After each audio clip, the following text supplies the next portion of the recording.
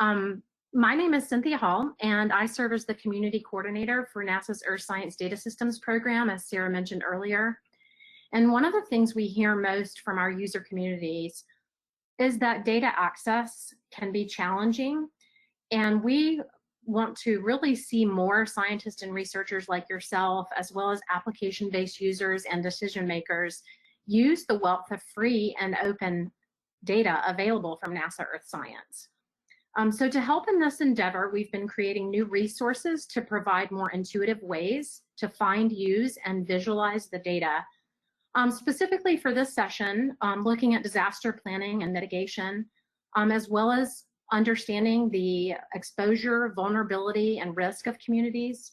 And this is extremely important for prevention and management of the disaster, as well as with response and relief efforts. So we are at our website, earthdata.nasa.gov, and here in our Learn section, we provide a bunch of great resources to help someone get started with remote sensing data. This is actually our Getting Started, our newly developed Getting Started guide. You can begin there. However, I'd also like to mention some specific resources. We have a backgrounder, and that's just as it implies, it provides background information on a particular topic. This one is What is Remote Sensing? And this is a resource for those that are maybe new to satellite or airborne observations. This backgrounder provides information on types of orbits, the electromagnetic spectrum, the types of sensors that are used, the resolution, so whether that be spectral, spatial, or temporal. And then lastly, we have information for data processing, interpretation, and analysis. Another backgrounder that may be of specific interest to everyone in this group is what is synthetic aperture radar, or SAR. And this backgrounder focuses on things that Heidi just talked about. So the role of frequency and wavelength when determining what data set you're going to use, polarization and that dielectric constant,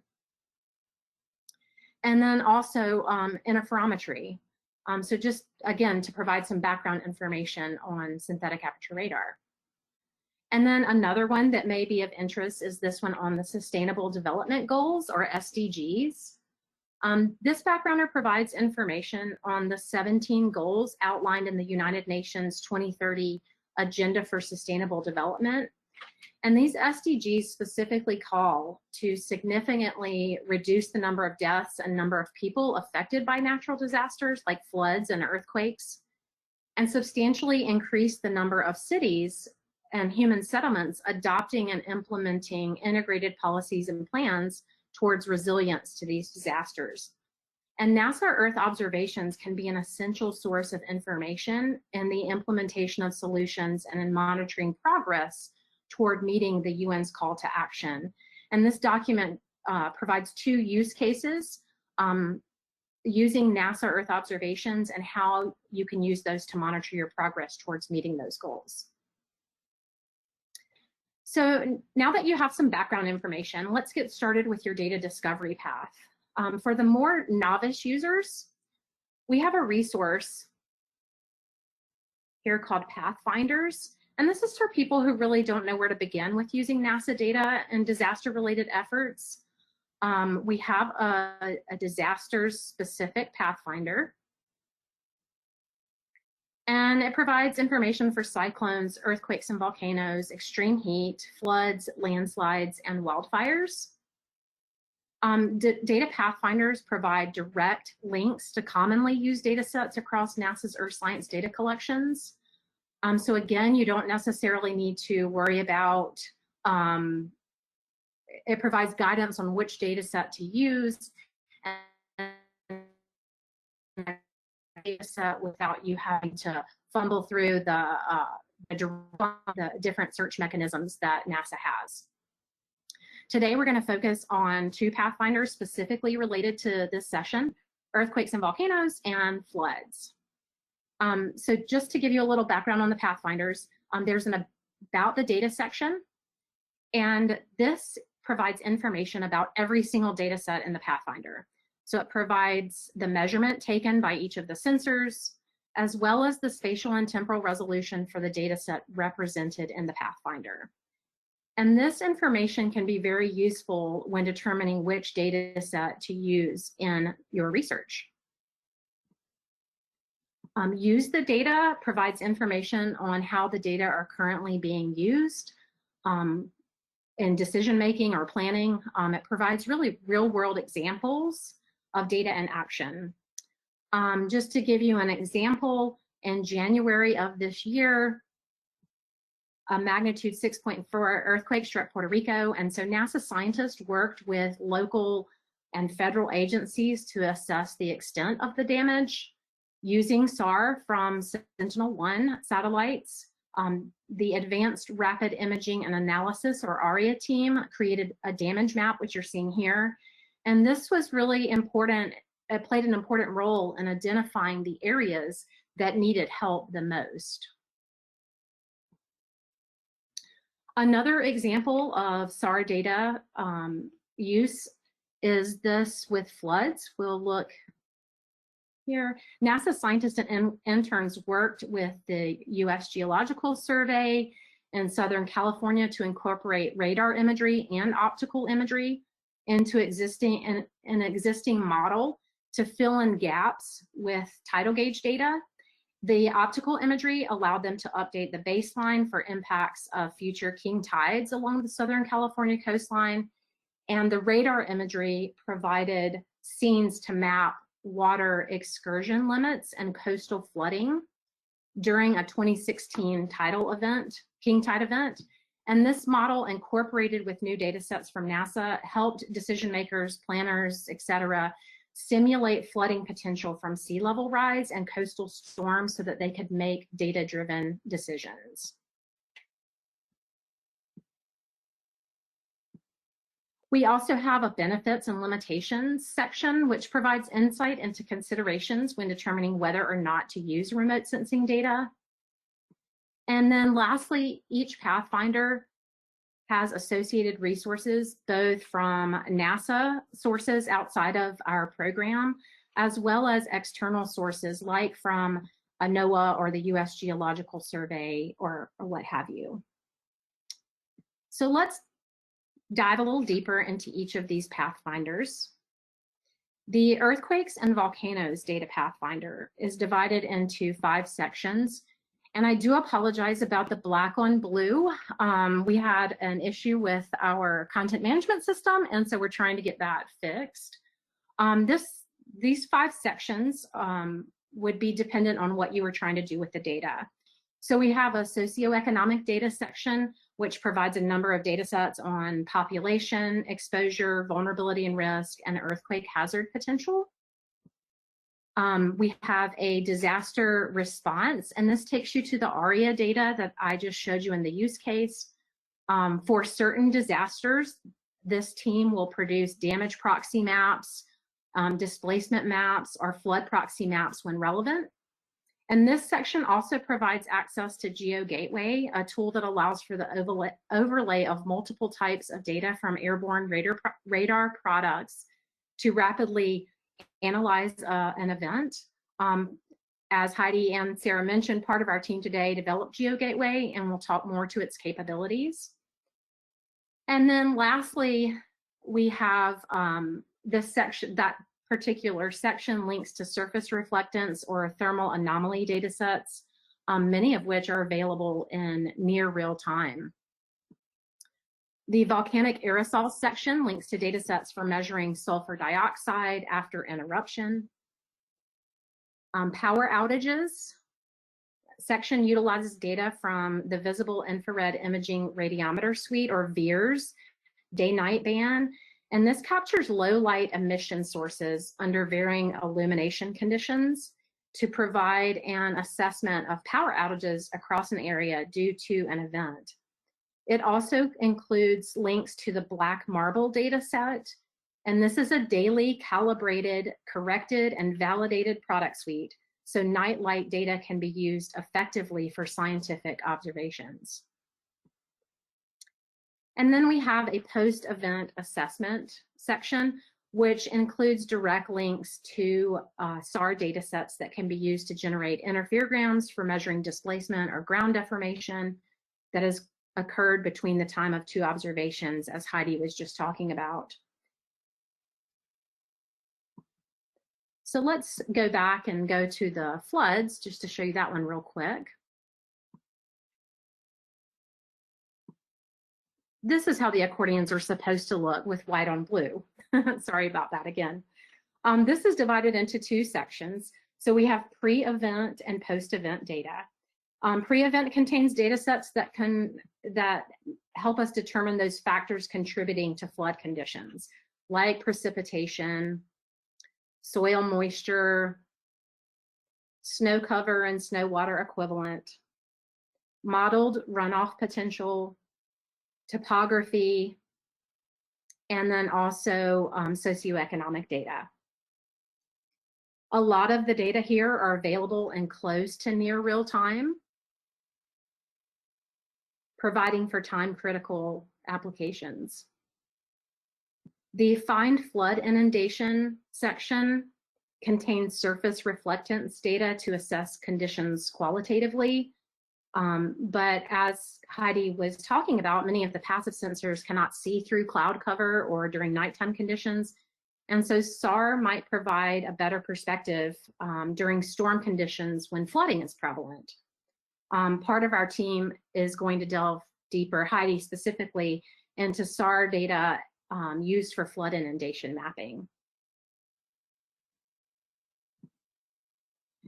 And then each of the Pathfinders provide a section on tools for data access and visualization with a brief introduction to each tool within the Pathfinder, from Earthdata Search and Worldview, which I'm going to go over next, to Giovanni and Appears, which are from our specific DACs. This section also links to useful webinars or tutorials on using the tools.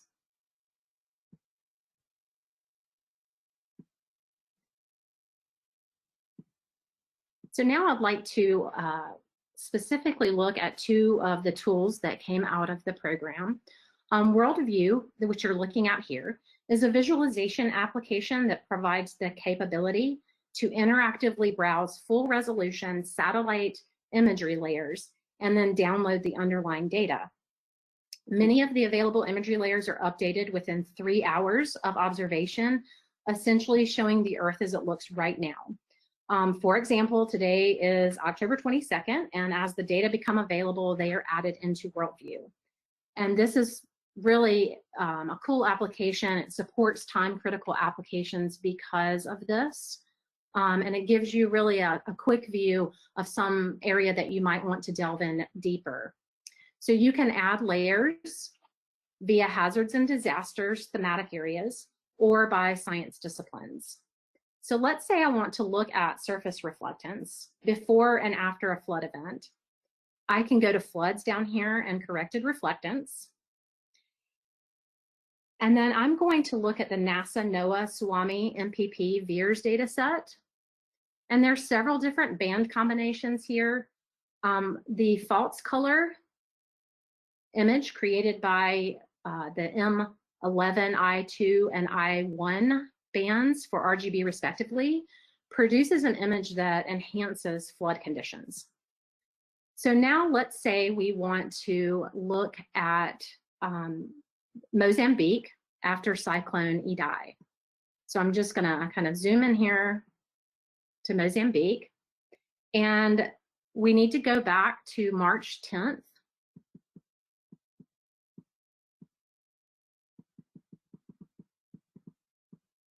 Of 2019, and the cyclone, you can actually see Idai right there. The cyclone made landfall March 15th. Well, we can start a comparison before the 15th and after the 15th. So here I've got my March 10th. I'm going to switch over to B, which is on the right-hand side if you're looking at this. And we're going to go out to the 15th, or let's go to the 20th. And if we zoom in a little more, you can actually look at the comparison and see the amount of flooding that happened along this area here. So a neat way to make comparisons and use the different bands. But maybe you want to really focus on research quality data. For that, we use Earthdata Search, or one of the DAC tools, as Heidi mentioned. Earthdata Search is a tool for data discovery of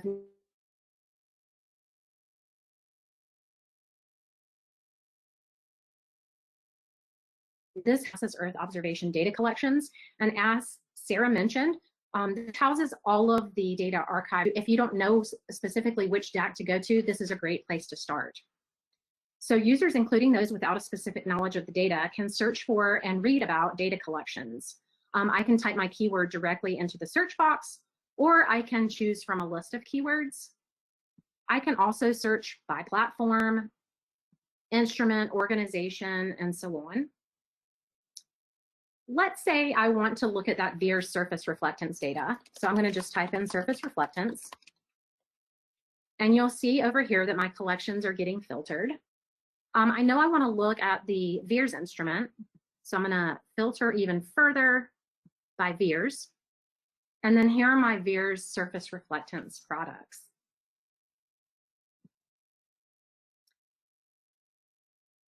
If I click on the top one there, it's a daily surface reflectance from the Swami MPB VIIRS, and you'll see the different data that are available.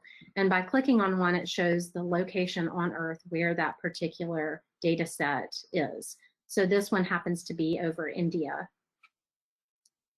There are near real-time data collections in Earthdata Search and research quality. Note that the near real-time products are produced quickly and may not include the best calibration and ephemeris information. So they should only be used when data latency is not a concern.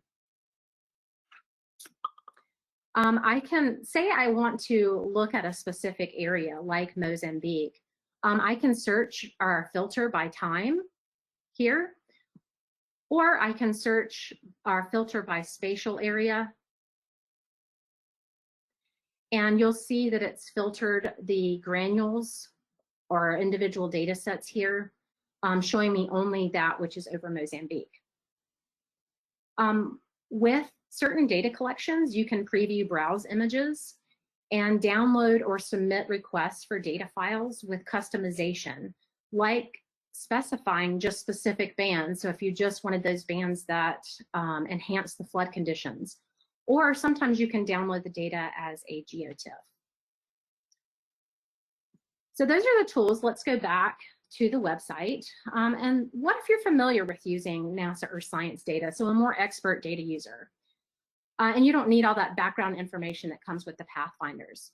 Another resource that's in our Learn section are our data toolkits. And toolkits contain links to data sets, tutorials, and how-tos, feature articles, and the like. Right now, we only have 2 in the disaster series, earthquakes and volcanoes and floods. So I'll just go to earthquakes and volcanoes real quick. And what you'll see here is, unlike the data Pathfinders, there's no guidance on which data set might be best or the resolutions of the data sets and the like. There are just direct links to data sets in Earthdata Search or at one of the DACs. But you can see that these are laid out similarly to the Pathfinders.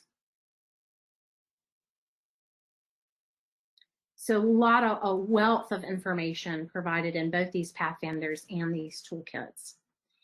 And NASA Earthdata's wealth of data discovery and data access resources, such as the Pathfinders, the toolkits, the backgrounders, are designed to help you find, access, and use NASA Earth Science data, which we hope can help in your research or your organization's decision-making process. And to put all of this in one place for you, we have developed this webpage on our Earthdata site, Getting Started with SAR, and it provides all the links that I have mentioned, as well as those from ASF and GeoGateway and more. So we hope that you will use this resource and it'll serve as a good place for you to go and get started using NASA data. So with that,